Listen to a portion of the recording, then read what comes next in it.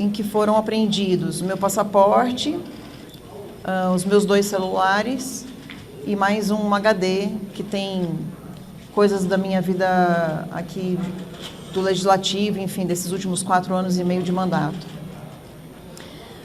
Tenho muita tranquilidade de dizer que o que eu tenho de relação com esse Walter Delgatti é que um dia eu o conheci saindo de um hotel, ele pediu meu telefone, eu dei o telefone, ele a cada momento mudava de telefone, ou então, quando falava, ele apagava as mensagens, não gostava de falar por telefone, sempre queria falar ao vivo, mas foram poucos encontros, acho que 2 encontros, ou 3 no máximo, em que a gente conversou sobre tecnologia. Uma vez ele veio para Brasília, e foi a vez, inclusive, que eu tive que ajudá-lo financeiramente para ele vir para Brasília, porque ele não tinha recurso para vir para cá, em que ele disse que ele teria provas para poder apresentar e teria serviços a oferecer para o partido PL.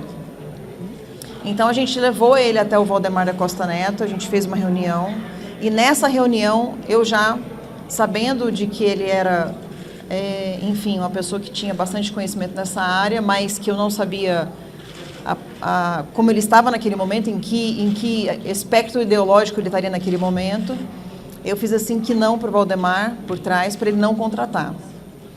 Ele ofereceu o serviço de participar de uma espécie de auditoria das urnas eletrônicas durante o primeiro e o segundo turnos.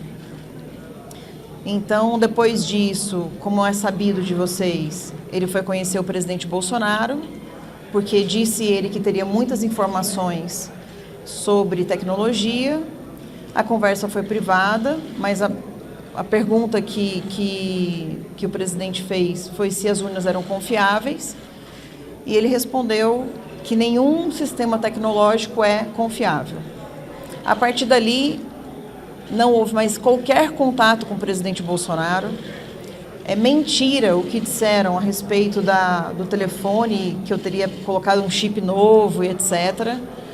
Nunca fiz isso, nunca liguei para o presidente Bolsonaro para falar sobre qualquer tipo de assunto relacionado a isso. Então, a impressão que eu tenho é que estão tentando envolver o presidente, através de mim, pelo fato de eu ser bastante ligado ao presidente. E isso não vai acontecer porque não existe, primeiro, absolutamente nenhuma prova e nada que tenha sido feito a pedido do presidente em qualquer coisa. A única coisa que existe é que depois de tudo isso que aconteceu e após as eleições, inclusive há um pagamento de R$3.000 hoje é funcionário meu, mas na época era só prestador de serviço, no mês de novembro. Então, como é que eu poderia ter pedido uma fraude das eleições no mês de novembro, depois de já ter acontecido? Primeiro, vamos falar dos aspectos penais. Eu acho importante para quem está nos ouvindo e assistindo ter uma noção do que significa isso. O crime do qual ela está sendo investigada, ainda não está sendo acusada, é o crime de invasão de dispositivo informático. É um crime que recentemente foi implantado na nossa legislação, em 2021. A pena, porque se trata de informações sigilosas, pode chegar de 2 a 5 anos de reclusão. Então, um crime de médio porte ofensivo. Portanto, pode chegar a 5 anos de reclusão. E se porventura chegar a dados que foram perseguidos do presidente da República ou do presidente do Supremo Tribunal Federal, Rosa Weber, pode chegar com a pena ainda aumentada em 1/3. Então é um crime grave, principalmente se ele ocorreu mais de uma vez. Ou seja, se o hacker tentou acionar mais de uma vez esses dados. Então, sob o ponto de vista do direito material, do direito penal, é uma acusação grave que pesa sobre ela. Prisão. Nenhum deputado federal, desde a diplomação, pode ser preso, salvo flagrante delito, só se for flagrante de crime inafiançável. O crime é inafiançável? Não, cabe fiança. Além do mais, ela não está presa em flagrante delito. Então, não acredito que caiba qualquer tipo de prisão contra ela. Mas hoje foi deflagrada uma busca e apreensão. Por quê? Porque o hacker, esse hacker aqui, esqueci, Walter Delgatti Neto, ele faz uma espécie de uma delação. Não sei se ele negociou uma delação premiada, mas ele faz uma imputação a ela.